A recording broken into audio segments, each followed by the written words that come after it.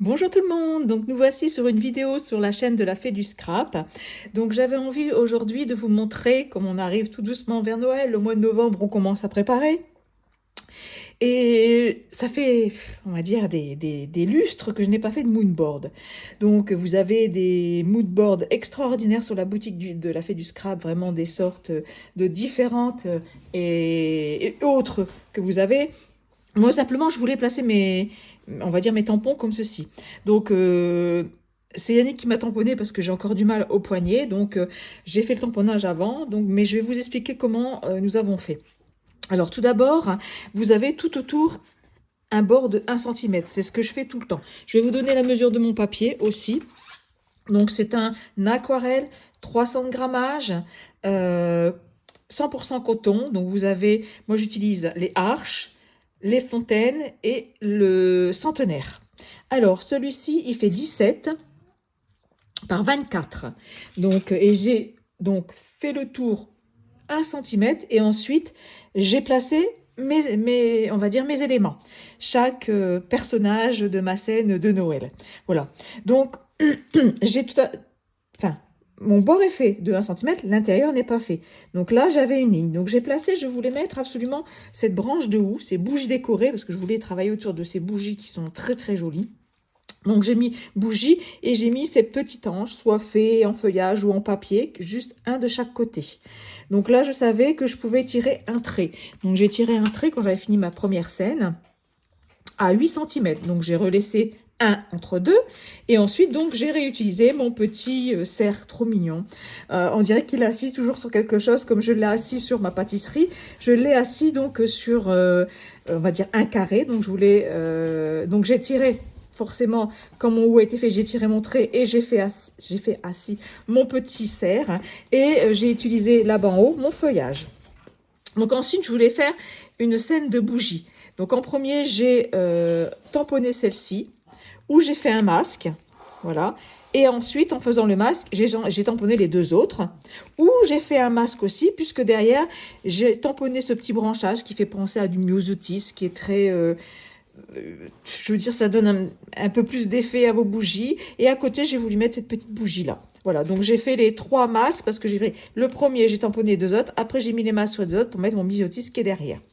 Et ensuite, bah, j'ai refait, parce que ils font partie de Noël, hein, vous savez qu'ils seront toujours là. Donc, de cette planche, la recette du bonheur, vous avez ces 2 petits chiens.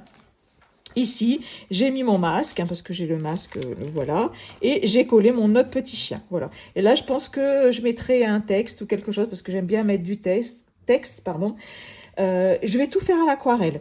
Donc, si j'ai besoin de vous donner des indications, je vous les donnerai entre deux, hein, comme d'habitude, comme je fais.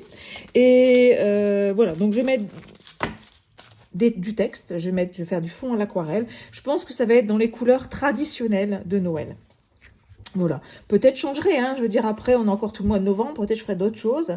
Je vais utiliser aussi pour le pochoir, donc ça c'est des ronds 8 de chez La Fée, je les adore, et ça fait penser tout le temps un peu aux boules de Noël, hein. On peut en faire des boules avec un fil, moi je vais les utiliser soit l'oreiller, soit là pour donner un peu de texture à mon... on va dire à mon mood board, hein. C'est pas un très grand mood board, hein, mais ça permet il y a quand même beaucoup d'éléments à travailler. Ensuite, j'ai un ancien tampon, alors là, il me vient de mes débuts en scrap, qui fera des petites étoiles comme ça, qui sera très bien aussi pour, on va dire, mettre un peu d'étoiles, un peu de... Ou peut-être je ferai des étoiles au Posca, je verrai bien. Voilà, donc je vais utiliser pour ce faire mes Winsor et Newton. Donc, je vous montrerai au fur et à mesure les couleurs que je vais utiliser. Voilà, donc ça c'est ma planche que j'ai fait pour vous montrer les couleurs. Et alors, j'ai sorti mes aquarelles Winsor & Newton, ceux que j'utilise très rarement parce que c'est des couleurs, oui, j'en ai remplacé, hein, mais c'est vrai que les roses, ils étaient tous usés. Mais les jaunes et début d'orange, c'est très rare que je les utilise. J'utilise plutôt les roses et les bleus. Et celle-ci, bon, moi, je n'ai pas encore tout remplacé parce que tout n'est pas encore usé, hein. Voilà, j'ai remplacé comme je vous avais dit. Et donc, celle-ci me sert beaucoup parce que je l'utilise pour J'ai beaucoup utilisé parce que j'ai fait beaucoup de vintage. Voilà, donc je vais utiliser mes deux palettes Winsor & Newton.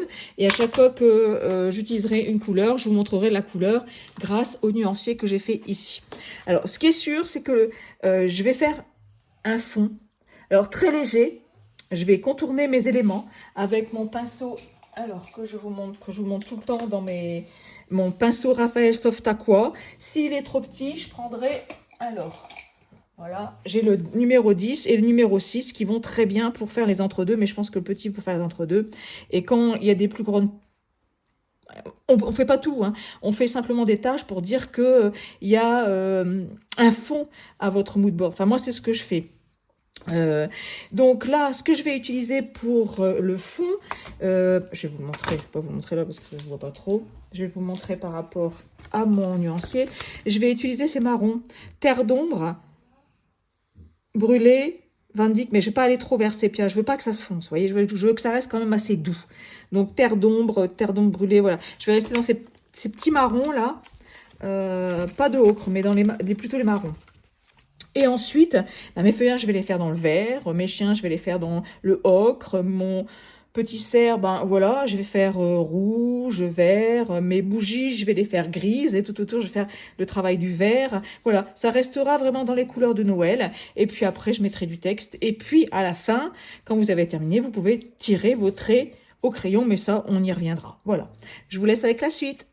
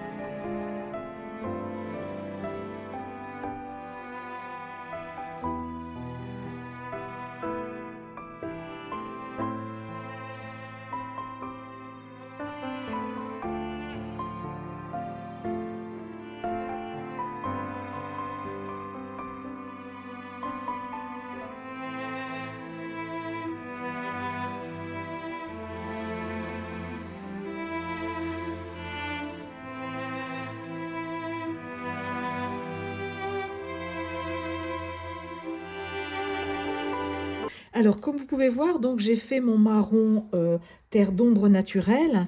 Mais vous voyez, j'ai dépassé un peu partout. Là aussi, j'avais envie. Vous voyez, donc un mood board, c'est carré. Et d'un autre côté, ça ne peut ne pas être carré. C'est-à-dire que déjà, vos traits que vous allez faire en noir tout à la fin montrera le côté carré. Je me suis toujours dit ça dans un mood board.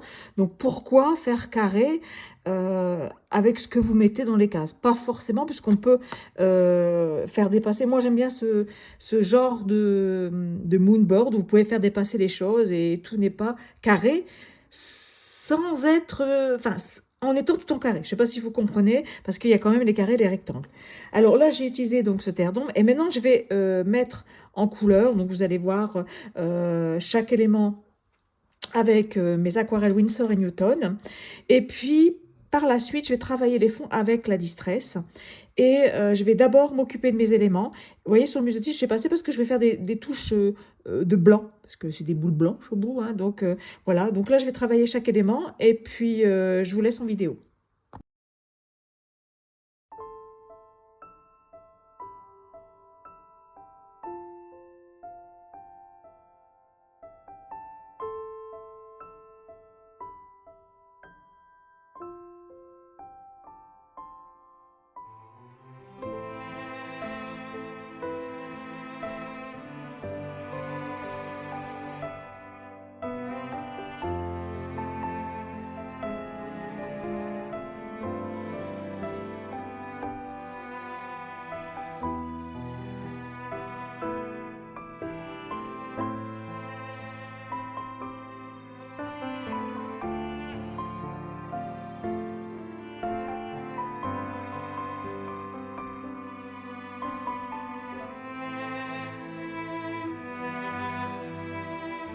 Voilà, donc je voulais voir avec vous l'avancement de ce mood board tout à l'aquarelle.